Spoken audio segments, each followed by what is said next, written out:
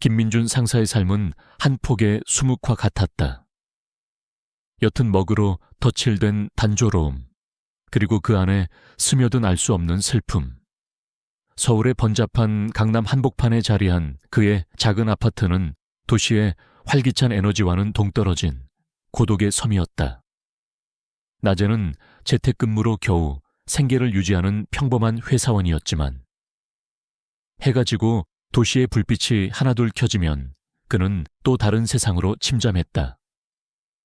밤은 민준에게 자신을 가두는 유리 감옥이자 동시에 그를 과거로 이끄는 몽환적인 통로였다. 저녁 7시 정각.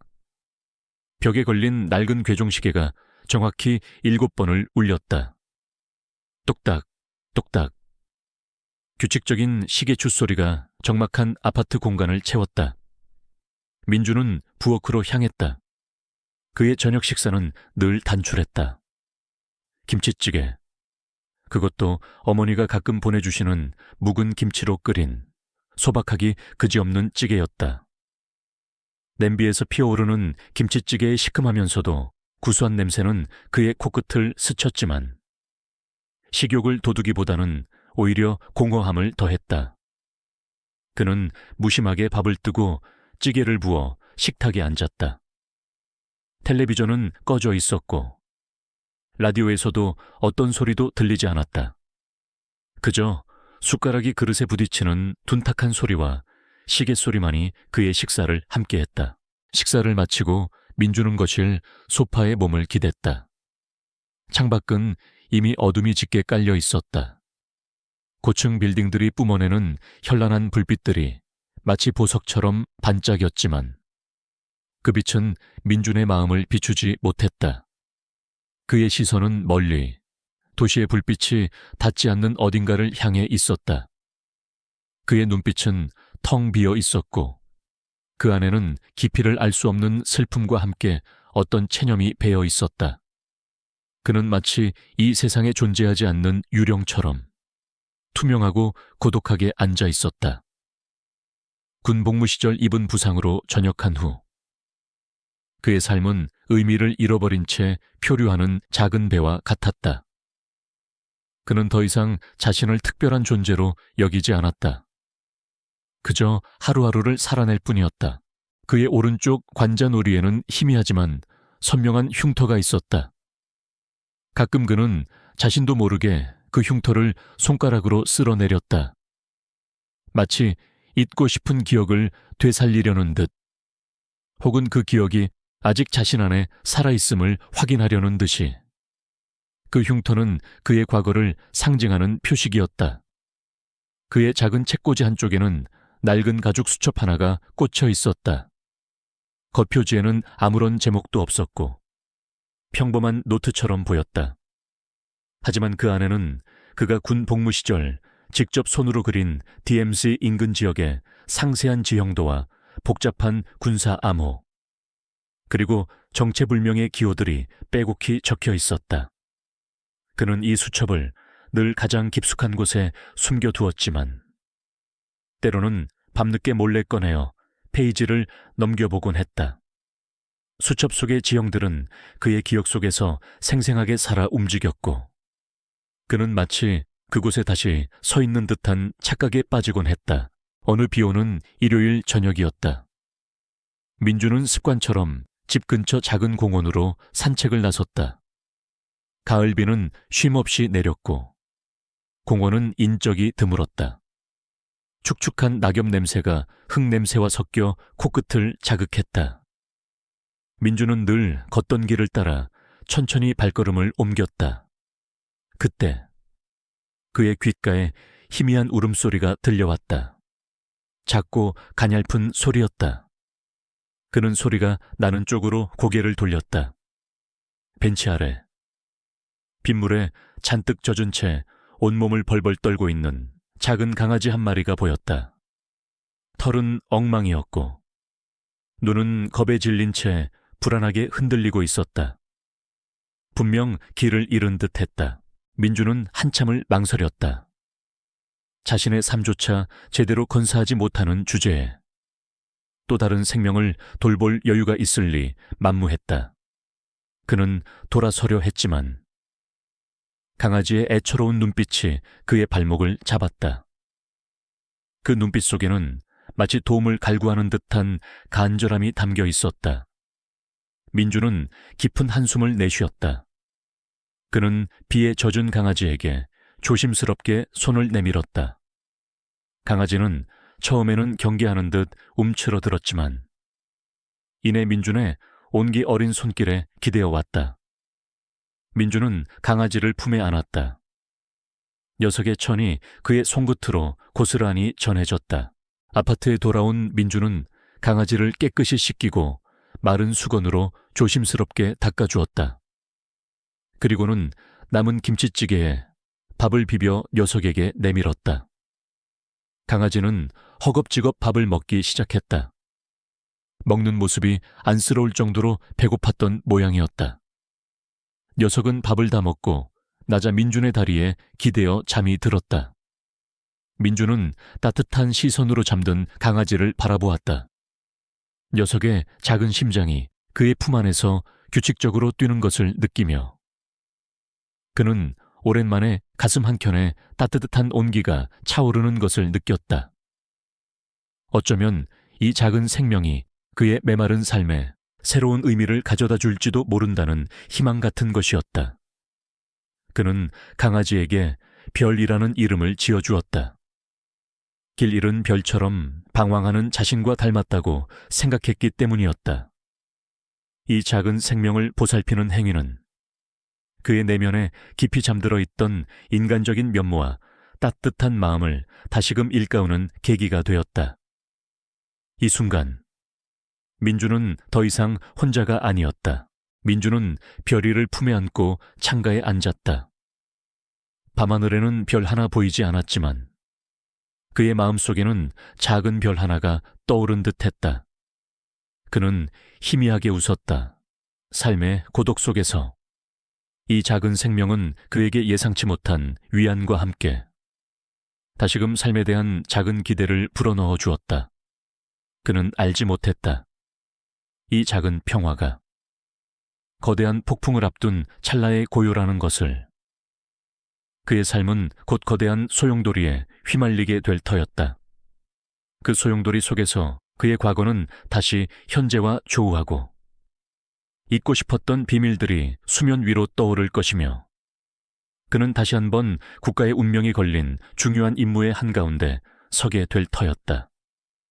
별이의 따뜻한 온기는 그에게 잠시나마 잊었던 인간적인 유대감과 책임감을 상기시켰지만 동시에 그의 예리한 감각은 멀리서 다가오는 미세한 위험의 징후를 감지하고 있었다.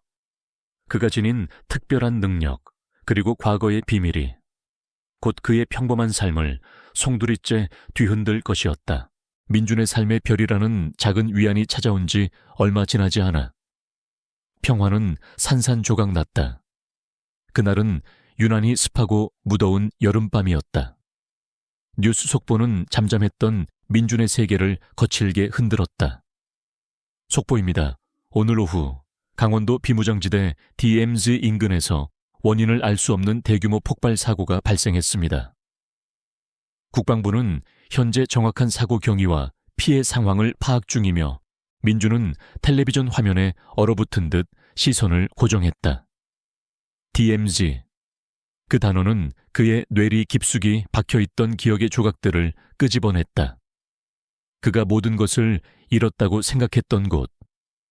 화면에는 검은 연기가 하늘로 치솟고 숲은 잿더미로 변해 있었다. 그의 심장이 불안하게 요동치기 시작했다. 사고. 그는 되뇌었다. 본능적으로 무언가 잘못되었다는 것을 느꼈다. 그곳은 단순한 사고가 일어날 수 있는 곳이 아니었다. 민주는 자신의 낡은 수첩을 꺼내 들었다. 익숙한 지형도를 손가락으로 짚어 내려갔다. 폭발 지점은 그가 과거에 수없이 정찰했던 너무나도 익숙한 곳이었다. 그날 밤부터 이상한 일들이 시작되었다. 민주는 자신이 누군가에게 감시당하고 있다는 섬뜩한 느낌을 받기 시작했다. 처음에는 단순한 불안감이라고 생각했다. PTSD 외상 후 스트레스 장애 때문일 것이라고 스스로를 다독였다. 하지만 그 느낌은 점점 더 선명해졌다. 카페에서 커피를 마실 때 뒤편 테이블의 남자가 필요 이상으로 자신을 주시하는 듯 했고, 아파트 복도를 걸을 때면 그림자처럼 따라붙는 발소리가 들리는 것 같았다. 그의 예민한 감각은 경고음을 울리고 있었다. 며칠 후 민주는 편의점에서 나오다 한 무리의 남자들과 마주쳤다. 그들은 평범한 양복 차림이었지만 눈빛은 예사롭지 않았다. 그들은 아무 말 없이 민준을 응시했다. 민준은 본능적으로 위험을 감지하고 몸을 살짝 틀어 피하려 했다. 그때 그들 중 한 명이 나지막이 말했다. 김민준 씨, 맞으시죠? 잠깐 이야기 좀 나눌 수 있을까요? 목소리는 부드러웠지만 그 안에는 강압적인 기운이 서려 있었다. 민준은 고개를 저었다. 무슨 말씀이신지 모르겠네요. 그리고는 걸음을 재촉했다. 남자들은 그를 쫓아오지 않았다. 하지만 민준은 그들의 시선이 등 뒤에 박히는 것을 느꼈다. 그들은 단순히 대화를 원하는 것이 아니었다. 그들의 눈빛은 마치 먹잇감을 노리는 사냥꾼의 그것과 같았다. 이 사건 이후 감시는 더욱 노골적으로 변했다. 아파트 건물 입구에 낯선 차량이 주차되어 있는 것을 발견하는 일이 잦아졌다. 그의 휴대폰에는 발신자 불명의 무음 전화가 걸려오곤 했다. 민주는 두려웠다. 고요했던 그의 삶이 송두리째 흔들리고 있었다. 그는 모든 것을 외면하고 싶었다. 다시 과거의 그림자 속으로 숨어들고 싶었다. 하지만 동시에 그의 내면에서는 잠자고 있던 어떤 본능이 꿈틀대기 시작했다. 그는 한때 조국을 위해 모든 것을 바쳤던 군인이었다. 국가를 지키겠다는 맹세가 그의 심장 깊숙한 곳에서 다시금 울려 퍼지는 듯했다. 어느 날 밤, 민준이 잠시 외출한 사이 그의 아파트에 침입자가 들었다. 벼리는 현관문이 열리자마자 지저대기 시작했고, 민준은 직감적으로 무언가 잘못되었다는 것을 느꼈다. 그는 조심스럽게 문을 열고 들어섰다. 거실은 난장판이 되어 있었다. 책꽂이에 있던 책들이 흩어져 있었고, 서랍들은 열린 채 내용물들이 바닥에 나뒹굴었다. 침입자들은 민준의 낡은 가죽 수첩을 찾고 있었다. 다행히 민준은 그 수첩을 늘 침대 밑 깊숙한 곳에 숨겨두는 습관이 있었다. 그들은 수첩을 찾지 못했지만 명백한 경고를 남겼다. 침대 위에 놓인 찢겨진 별이의 인형, 그리고 민준의 오래된 군복 위에 놓인 칼. 민준의 심장이 차갑게 식었다. 그들은 그가 무엇을 가지고 있는지, 그리고 그에게 무엇이 소중한지 정확히 알고 있었다. 이제 더 이상 물러설 곳은 없었다. 이대로 가다가는 자신뿐만 아니라 별이마저 위험해질 수 있었다. 그의 내면에 잠자고 있던 전사의 본능이 깨어났다. 그는 끓어오르는 분노와 함께 알 수 없는 결의에 사로잡혔다. 그는 이제 단순한 삶을 영위하는 것을 넘어 이 모든 것의 진실을 파헤쳐야 한다는 것을 깨달았다. 그의 평범했던 삶은 끝났다. 그는 이제 선택의 여지 없이 이 위험한 진실의 게임에 뛰어들어야 했다. 별이는 민준의 품에 안겨 작은 몸을 떨었다. 민준은 별이의 등을 부드럽게 쓰다듬으며 중얼거렸다. 괜찮아. 별아, 아빠가 지켜줄게. 그의 목소리에는 결연한 의지가 담겨 있었다. 그는 수첩을 꺼내 들었다. 이제 이 수첩은 단순한 과거의 유물이 아니었다. 그것은 진실을 찾아 나서는 그의 유일한 나침반이자 거대한 음모의 실마리를 풀 열쇠가 될 터였다. 그의 눈빛은 더 이상 공허하지 않았다. 그 안에는 어둠 속에서도 빛을 잃지 않는 강렬한 생존 본능과 정의감이 타오르고 있었다. 그는 이제 쫓기는 자가 아닌 진실을 쫓는 자가 될 준비를 하고 있었다. 그의 심장은 마치 DMZ의 긴장감 넘치는 정찰 임무를 수행할 때처럼 다시금 강렬하게 박동하기 시작했다.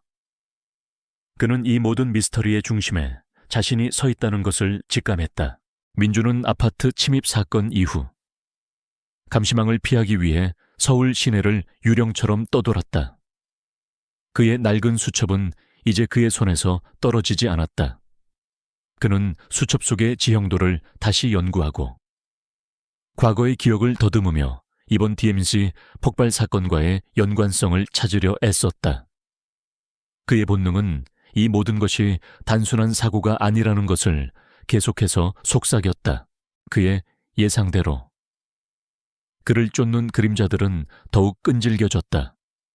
그들은 전문적인 훈련을 받은 듯 민준의 모든 움직임을 추적하고 있었다. 민준은 자신에게 남은 마지막 자산인 잊혀졌던 군인으로서의 감각과 훈련을 되살려야 했다. 그는 인파 속으로 숨어들고 지하철 노선을 이리저리 바꿔 타며 추적자들을 따돌렸다. 그의 머릿속은 수많은 정보와 예측으로 가득 찼다. 다음 교차로에서 좌회전하면 시야에서 벗어날 수 있어. 저 건물 옥상은 좋은 관측 지점이 될 거야. 그의 두뇌는 마치 잘 훈련된 군사 컴퓨터처럼 빠르게 계산하고 있었다. 어느 날 저녁, 민주는 서울의 복잡한 뒷골목을 걷고 있었다. 그는 추적자들을 따돌렸다고 생각했지만 갑자기 뒤편에서 인기척이 느껴졌다. 저 사람이야 잡어. 거친 목소리와 함께 여러 명의 건장한 남자들이 민준에게 달려들었다. 그들은 다름 아닌 박 국장의 수하들이었다. 민준은 반사적으로 몸을 날려 공격을 피했다. 그는 아직 완벽히 회복되지 않은 몸이었지만 극한의 상황은 그의 잠재된 능력을 일깨웠다. 민준은 마치 물 흐르듯 유연하게 움직였다. 좁은 골목길의 지형을 순식간에 파악하고 벽과 장애물을 이용해 적들의 시야를 교란했다. 그는 상대방의 움직임을 미리 읽는 듯 공격이 들어오기 전에 몸을 비틀어 피하고 짧고 정확한 동작으로 방역했다. 그의 손끝, 발끝은 수년간 훈련된 정찰병의 그것이었다. 한 남자가 뒤에서 민준의 목을 조르려 하자 민준은 순간적으로 몸을 낮춰 다리 사이로 빠져나간 뒤 상대의 균형을 잃게 만들어 넘어뜨렸다. 또 다른 남자가 주먹을 휘두르자 민준은 그의 손목을 잡고 관절을 꺾어 무력화시켰다. 그의 동작은 빠르고 효율적이었으며 불필요한 움직임이 전혀 없었다. 이 모든 것이 마치 완벽하게 안무된 무술처럼 순식간에 벌어졌다. 그때였다. 골목 어귀에 숨어 이 모든 상황을 지켜보고 있던 한 여인의 눈에 민준의 움직임이 포착되었다. 그녀는 바로 이효진. 젊고 용감한 탐사보도 전문 기자였다. 그녀는 DMZ 폭발 사건에 대한 정부의 공식 발표를 믿지 않고 독자적으로 사건을 파헤치고 있었다. 박 국장이 폭발 사건과 연관되어 있다는 단서를 잡고 그를 미행하던 중 우연히 민준과 박 국장, 일당의 대치 상황을 목격하게 된 것이다. 효진은 민준의 싸움 실력에 경악했다. 평범해 보이는 남자가 저런 전문가적인 전투 기술을 가지고 있을 거라고는 상상조차 하지 못했다. 그는 일반적인 군인이라기보다는 그림자 속에서 은밀하게 임무를 수행하는 특수 요원 같았다. 효진의 눈은 빛나기 시작했다. 그녀는 직감적으로 민준이 이 거대한 미스터리의 핵심 인물임을 깨달았다. 그녀의 기자로서의 본능이 강하게 울렸다. 한편 골목 반대편에서는 또 다른 시선이 민준을 주시하고 있었다. 바로 최 대위였다. 그는 민준의 옛 상관이었지만 지금은 박 국장의 지시를 받고 민준을 추적하는 임무를 수행 중이었다. 최 대위는 DMZ 폭발 사건의 공식 조사팀에 소속되어 있었고 박 국장의 의도를 알지 못한 채 그를 맹목적으로 따르고 있었다. 그는 민준이 한때 자신이 가르쳤던 별 볼 일 없는 평범한 병사라고 생각했다. 하지만 지금 눈앞에서 펼쳐지는 민준의 움직임은 최 대위의 고정관념을 산산이 부수고 있었다. 민준의 전투 기술은 과거의 그를 훨씬 뛰어넘는 수준이었다. 최 대위의 얼굴에는 놀라움과 함께 알 수 없는 불안감이 스쳐 지나갔다. 민준은 몇 명의 적을 무력화시킨 후 더 이상 싸움을 이어가는 것은 불리하다고 판단했다. 그는 골목길 안쪽으로 몸을 돌려 빠르게 사라졌다. 박 국장의 수하들은 민준을 놓치고 분노했다. 민준이 사라진 골목길에는 정적만이 남았다. 효진은 심장이 두근거리는 것을 느꼈다. 그녀는 주저하지 않고 그가 사라진 방향으로 발걸음을 옮겼다. 민준은 자신에게 쫓기는 이유를 알지 못했지만 효진은 그 이유를 어렴풋이 짐작하고 있었다. 민준이 DMZ 폭발 사건의 진실을 알고 있기 때문이리라. 박 국장은 민준을 놓쳤다는 보고를 받고 분노했다. 고작 일개 전역병 하나를 처리하지 못하다니. 그의 목소리는 차갑게 가라앉았다. 그는 민준이 예상보다 훨씬 위험한 존재라는 것을 깨달았다. 박 국장은 즉시 민준을 제거하기 위한 작전을 강화하라고 지시했다. 동시에 그는 언론과 군 내부를 통해 민준이 전쟁 후유증으로 정신이 불안정한 상태이며 망상에 사로잡혀 있다는 소문을 퍼뜨리기 시작했다. 민준의 증언에 대한 신뢰도를 떨어뜨리고 그를 사회적으로 고립시키기 위함이었다. 최 대위는 박 국장의 지시에 따라 민준을 쫓는 데 전념했지만 그의 마음속에는 의구심이 싹트기 시작했다. 민준의 과거는 그가 아는 것과 너무 달랐다. 민준의 눈빛은 더 이상 고독하지 않았다. 그 안에는 어떤 투지와 날카로운 지성이 번뜩였다. 최 대위는 자신이 무언가 큰 그림을 놓치고 있다는 불안감에 사로잡혔다. 그는 자신의 오랜 상관이었던 박 국장을 믿고 있었지만 민준이 보여준 능력은 그에게 새로운 의문을 던졌다. 이 진실의 게임에서 최 대위는 아직 자신의 편을 선택하지 못한 채 갈등하고 있었다. 민준은 효진의 도움으로 임시 은신처에 몸을 숨겼다. 효진은 그에게 신뢰할 만한 인물로 다가왔다. 그녀의 눈빛은 호기심과 함께 진실을 향한 강한 열정으로 빛나고 있었다. 민준은 그녀에게 자신의 이야기를 조심스럽게 털어놓기 시작했다. DMZ에서의 폭발, 그리고 자신을 쫓는 그림자들. 효진은 민준의 말을 경청하며 그녀가 독자적으로 조사한 정보들을 민준과 공유했다. 박 국장이 폭발 사고를 은폐하려 하고 있으며 그 뒤에는 훨씬 더 거대한 음모가 도사리고 있다는 사실. 두 사람은 서로의 조각난 퍼즐을 맞추기 시작했다. 효진은 민준에게 가장 필요한 것이 신뢰할 수 있는 플랫폼이라고 판단했다. 박 국장이 민준을 전쟁 후유증 환자로 몰아가고 있는 상황에서 민준이 대중 앞에 나서 진실을 밝힐 기회가 필요했다. 효진은 밤샘 작업 끝에 자신과 오랜 기간 협력해온 독립언론사 진실의 목소리와 극비리에 접촉하여 민준의 기자회견을 추진했다. 이 기자회견은 단순한 폭로를 넘어 민준의 명예를 회복하고 숨겨진 진실을 세상에 알릴 수 있는 유일한 기회였다. 시험의 무대는 국방부 청산의 국제회의실로 결정되었다. 박 국장이 직접 DMZ 폭발 사고에 대한 최종 브리핑을 진행하겠다고 발표한 바로 그 장소였다. 이곳은 민준이 과거 억울하게 능력을 인정받지 못하고 심지어 정신적으로 불안하다는 오해를 받았던 장소이기도 했다. 이제 그는 바로 그곳에서 자신의 용기와 진실을 증명해야 했다.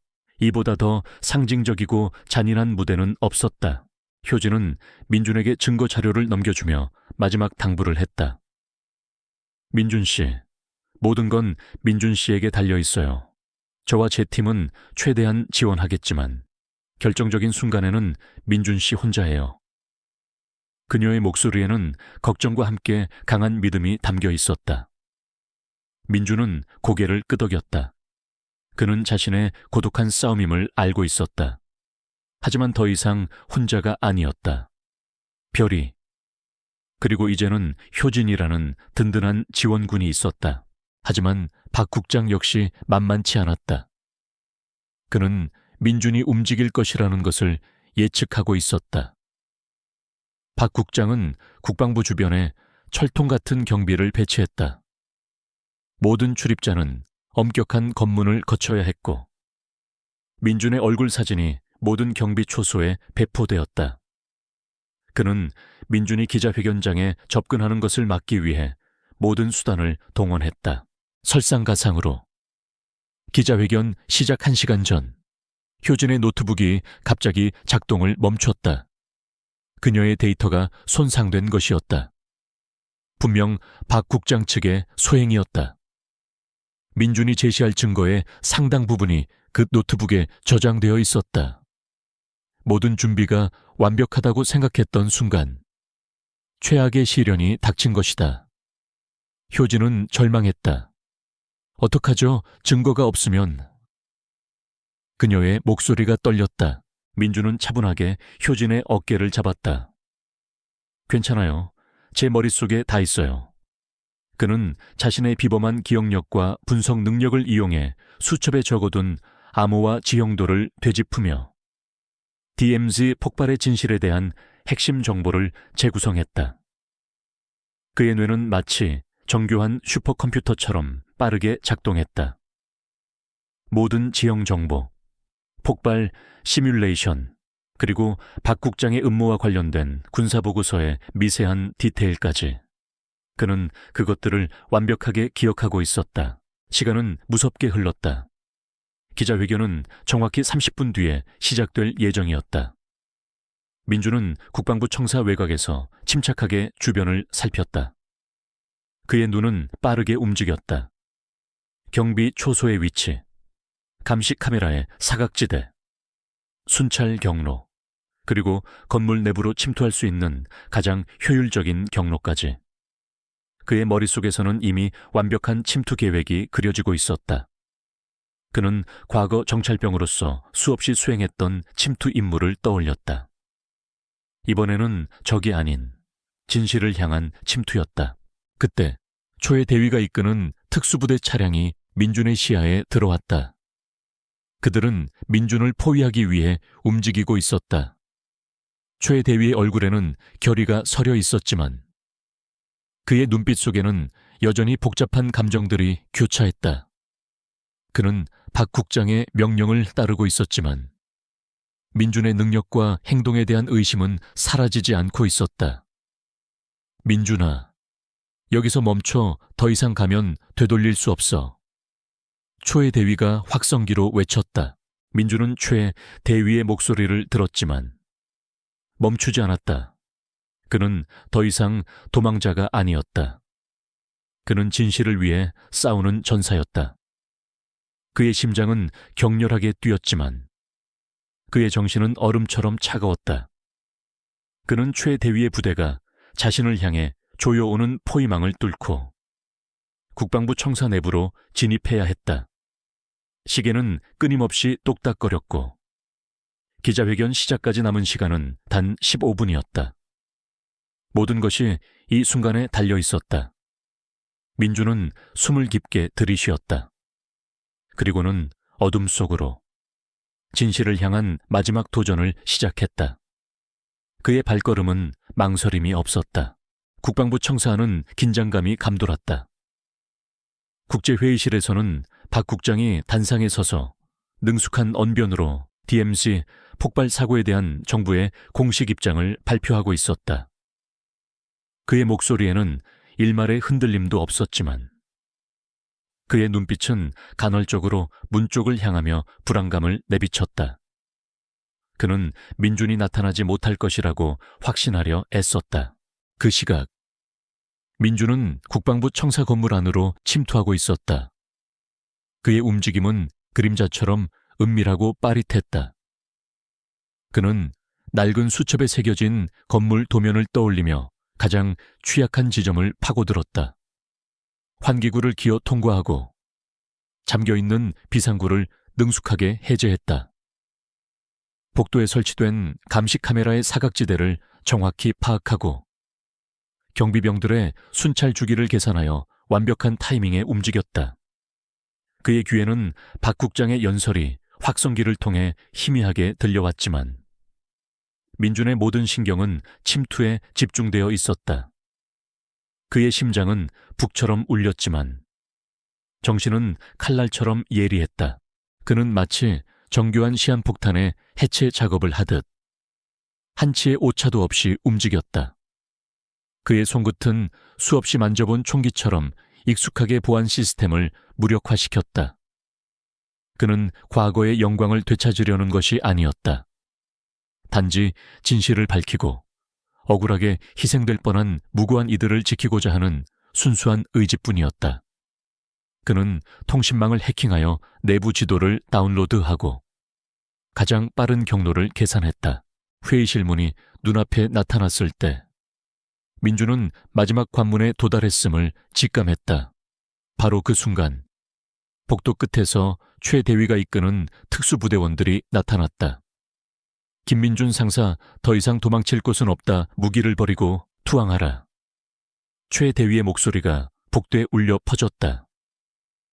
그의 부대원들은 총을 겨누고 민준을 포위했다. 민준은 사방이 막혔음을 깨달았다. 그는 도망갈 수도, 싸울 수도 없는 절체절명의 위기에 처했다. 모든 것이 끝났다고 생각되는 순간이었다. 최 대위의 눈빛에는 복잡한 감정이 스쳐 지나갔지만 그는 명령에 따르고 있었다. 바로 그때 민준의 눈에 복도 천장에 환기구가 들어왔다. 너무 좁아서 사람이 통과할 수 없을 것 같은 틈이었다. 하지만 민준의 뇌는 순간적으로 비상한 아이디어를 떠올렸다. 그는 마치 번개처럼 빠르게 움직였다. 한 손으로 천장 구조물을 잡고 몸을 던져 매달렸다. 그리고는 군 복무 시절 갈고 닦았던 특수훈련의 힘을 빌어 좁은 환기구 틈새로 겨우 몸을 밀어 넣었다.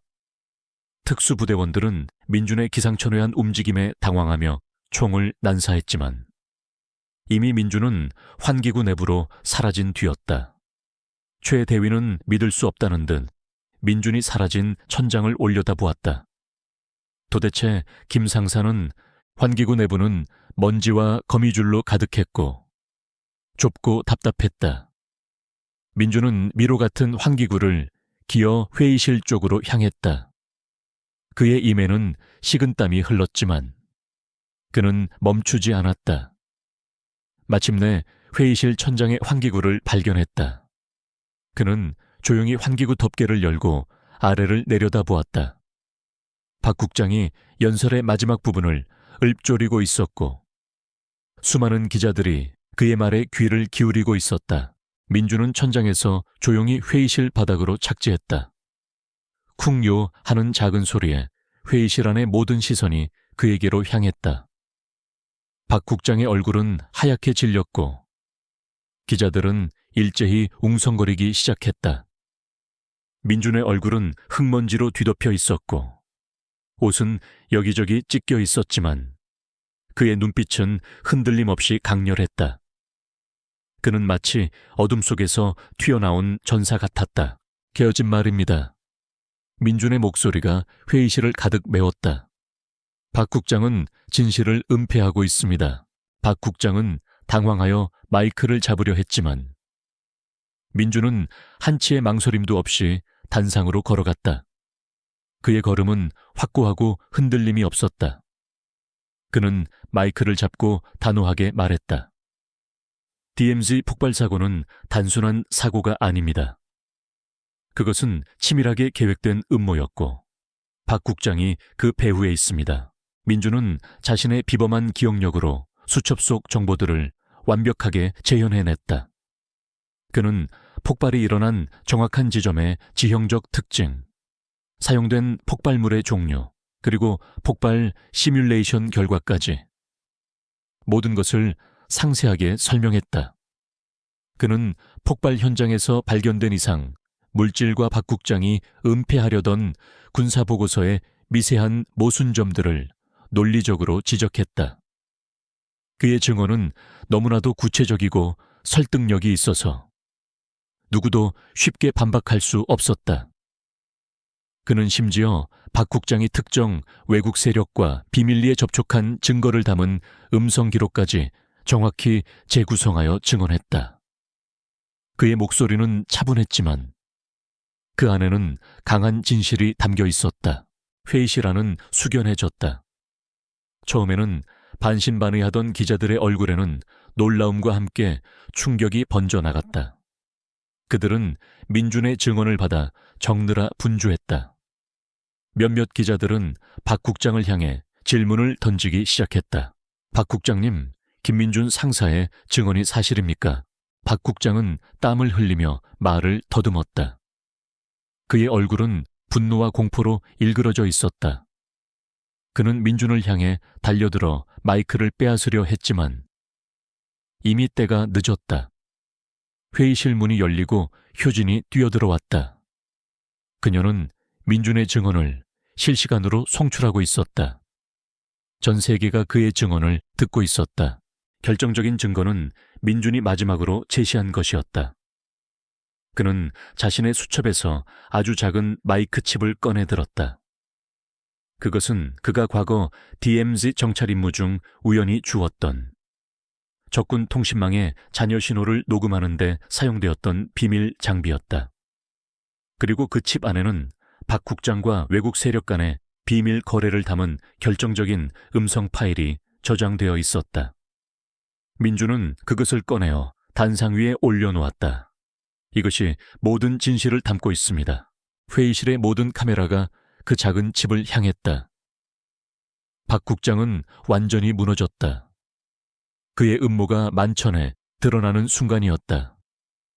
기자들의 얼굴에는 경악과 함께 환희가 번져나갔다. 그들은 이 역사적인 순간을 놓치지 않기 위해 셔터를 끊임없이 눌렀다. 민주는 고독한 싸움에서 승리했다.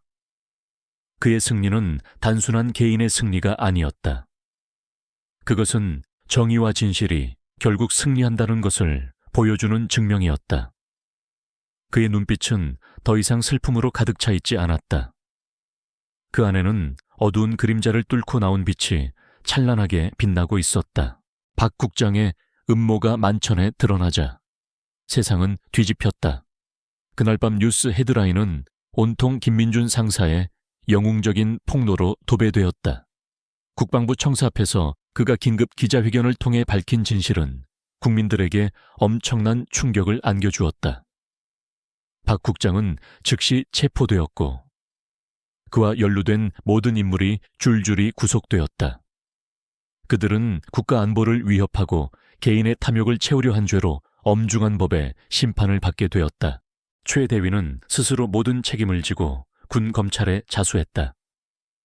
그는 박 국장의 명령을 맹목적으로 따랐던 자신의 어리석음을 깊이 뉘우쳤다. 김 상사, 정말 미안합니다. 제가 당신을 오해했습니다. 그는 민준에게 진심으로 사과했고 모든 군사 기밀을 넘겨주며 수사에 적극 협조했다. 그의 진심 어린 사과는 민준의 마음을 움직였고 최 대위는 군 내부의 개혁을 이끄는 중요한 인물로 재탄생했다. 그는 자신의 실수를 속죄하기 위해 누구보다도 열심히 일했다. 민준은 더 이상 숨어 지낼 필요가 없었다. 그는 이제 국민적인 영웅이었다. 수많은 언론사와 방송국에서 그를 인터뷰하기 위해 찾아왔지만 민준은 조용히 모든 것을 거절했다. 그는 명예나 부를 원하지 않았다. 그저 진실이 밝혀지고 국가의 안보가 굳건해지는 것만으로도 충분했다. 하지만 국가와 국민은 그를 가만두지 않았다. 국방부는 민준에게 최고 등급의 훈장을 수여하고 그에게 모든 손해를 보상하려 했다. 그러나 민준은 이 모든 물질적인 보상을 정중히 거절했다. 대신 그는 단 한 가지 요청을 했다. 저는 국가를 위해 제 능력을 계속 사용하고 싶습니다. 저를 한반도의 평화를 위한 일에 써주십시오. 이 요청은 정부에 큰 울림을 주었다. 민준의 탁월한 정보 분석 능력과 특수작전 수행 경험은 국가 안보의 필수적인 자산이었다. 정부는 그에게 비밀리에 창설될 한반도 평화 안보위원회의 고문직을 제안했다.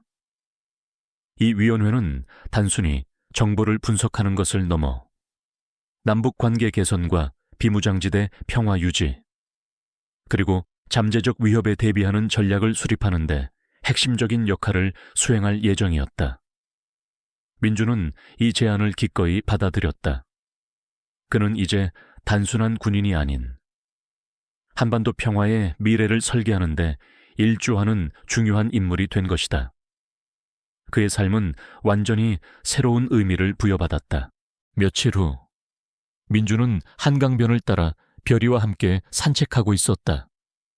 노을이 강물에 붉게 물들고 있었다. 그때 효진이 그의 옆으로 다가왔다. 민준 씨, 이제 좀 편안해 보이네요. 그녀의 목소리에는 따뜻함이 묻어 있었다. 덕분입니다, 효진 씨. 민준은 진심으로 말했다. 혼자서는 절대 해낼 수 없었을 겁니다. 효진은 빙긋 웃었다. 아니에요.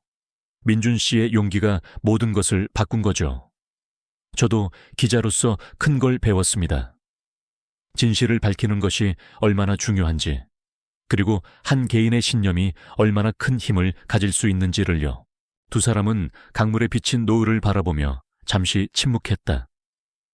민준은 과거에 고독했던 자신과 지금의 자신을 비교했다. 그는 더 이상 과거의 상처에 갇혀 있지 않았다. 이제부터가 진짜 시작이겠죠. 민준이 나지막이 말했다. 평화라는 건 가만히 있는다고 찾아오는 게 아니더라고요. 맞아요. 효진이 고개를 끄덕였다. 하지만 민준 씨 같은 분이 있으니 희망은 언제나 존재한다고 생각해요. 두 사람의 대화는 짧았지만 그 안에는 지난 시간의 고난과 승리, 그리고 다가올 미래에 대한 희망이 담겨 있었다. 민준은 이제 자신의 능력을 오직 평화를 위해 사용하겠다고 다짐했다. 그는 더 이상 과거의 망령에 시달리지 않았다. 그의 어깨는 한결 가벼워 보였고 그의 눈빛은 평화로운 강물처럼 잔잔했지만 그 안에는 강한 결의가 빛나고 있었다. 새로운 삶, 새로운 목적이 그를 기다리고 있었다. 2년 후 김민준의 삶은 상상조차 할 수 없을 정도로 변모해 있었다. 그는 더 이상 과거의 그림자에 갇힌 고독한 전역병이 아니었다. 그는 한반도 평화 안보위원회의 핵심 고문으로서 국가의 미래를 설계하는 중요한 역할을 수행하고 있었다. 그의 직책은 단순한 행정가가 아니었다. 그는 DMZ 지역의 최신 정보 분석부터 복잡한 외교적 문제 해결, 그리고 잠재적 위협에 대한 전략 수립에 이르기까지 그의 비범한 통찰력과 예리한 분석 능력을 10분 발휘하고 있었다. 그의 사무실은 빽빽한 서류와 최신 기술 장비로 가득했지만 그의 얼굴에는 과거의 피로와 절망 대신 깊이 있는 평온함과 목적의식이 깃들어 있었다. 그의 옆에는 언제나 이효진 기자가 있었다. 그녀는 민준의 든든한 조력자이자 가장 친한 친구가 되어 주었다. 효진은 진실의 목소리를 통해 민준의 이야기를 세상에 알린 후 더욱 명성을 얻어 이제는 국제적인 탐사보도 전문 기자로 활약하고 있었다. 그녀는 민준이 위원회에서 진행하는 주요 프로젝트들을 심층 취재하며 평화에 대한 메시지를 전 세계에 확산시키는 데 기여했다.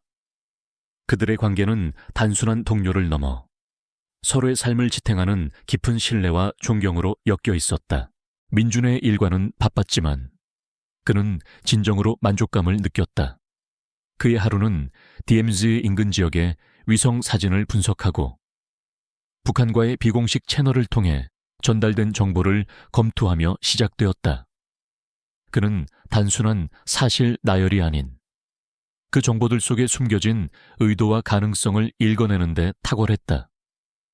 그의 분석은 늘 정확했고 위원회는 그의 통찰력에 크게 의존했다. 그는 단순히 사무실에만 머무르지 않았다. 민주는 정기적으로 전국의 학교와 군부대를 찾아 간견을 했다. 그의 강연 주제는 늘 같았다. 진실의 용기, 그리고 평화의 가치. 그는 자신의 경험을 바탕으로 한 개인이 어떻게 거대한 음모에 맞서 진실을 밝히고 그로 인해 국가와 사회에 긍정적인 변화를 가져올 수 있었는지 생생하게 이야기했다. 그의 목소리는 차분했지만 그 안에는 강한 울림이 있었다.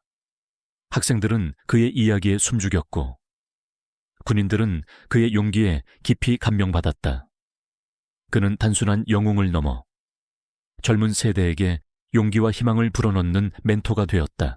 어느 가을날, 민주는 특별한 행사에 참여했다. DMZ 접경 지역에 새로 건립된 평화기념 도서관 개관식이었다. 이 도서관은 남북 화해와 평화의 상징으로 민준의 아이디어와 위원회의 지원으로 세워진 곳이었다. 그는 도서관 현판식에 참석하여 직접 테이프를 잘랐다. 그의 옆에는 최 대위가 서 있었다. 최 대위는 군 복무 후 전역하여 이 도서관의 운영을 돕고 있었다. 그는 민준에게 고개를 숙여 진심으로 감사를 표했다. 한때 서로를 오해했던 두 남자는 이제 평화를 향한 같은 길을 걷는 동반자가 되어 있었다. 김 상사, 아니, 고문님, 이 모든 것이 당신 덕분입니다. 최 대위의 목소리가 떨렸다. 민주는 미소 지으며 그의 어깨를 두드렸다. 우리가 함께 만들었으니까요. 최 대위님, 개관식이 끝나고 민주는 도서관 한편에 마련된 작은 기념관으로 발걸음을 옮겼다. 그곳에는 DMZ 폭발사고 희생자들의 이름이 새겨진 추모비가 세워져 있었다. 민주는 조용히 추모비 앞에 서서 묵념했다. 그의 눈에는 희미한 물기가 고였다. 그는 그들을 잊지 않았다.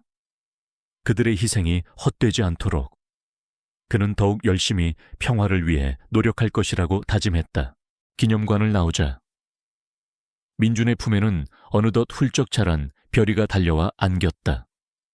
녀석은 이제 제법 덩치가 커졌고 윤기나는 털과 활기찬 눈빛으로 민준의 삶에 생기를 불어넣고 있었다. 별이는 민준의 발치에서 꼬리를 흔들며 애교를 부렸다. 민준은 별이의 머리를 쓰다듬으며 멀리 휴전선 너머에 북쪽 하늘을 바라보았다. 그의 시선은 더 이상 분단과 대립의 경계를 보지 않았다. 그가 본 것은 새로운 희망의 지평선이었다. 하늘에는 수많은 별들이 반짝이고 있었다. 민준은 과거의 자신처럼 길을 잃고 헤매는 이들이 없기를 바랐다. 그리고 그 별들 중 하나가 어두운 밤하늘을 밝히는 등대처럼 한반도에 평화가 영원히 지속될 것이라는 희망의 메시지를 보내는 듯했다. 그의 얼굴에는 잔잔한 미소가 번졌다.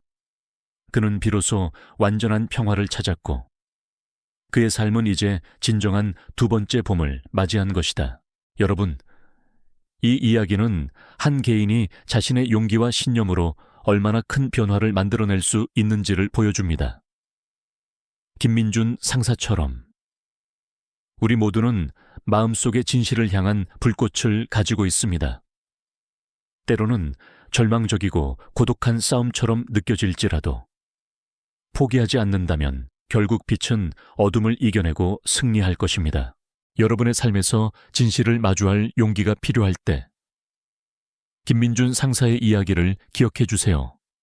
그리고 만약 이 이야기가 여러분에게 작은 영감이라도 주었다면 주저하지 말고 좋아요와 구독 버튼을 눌러주세요.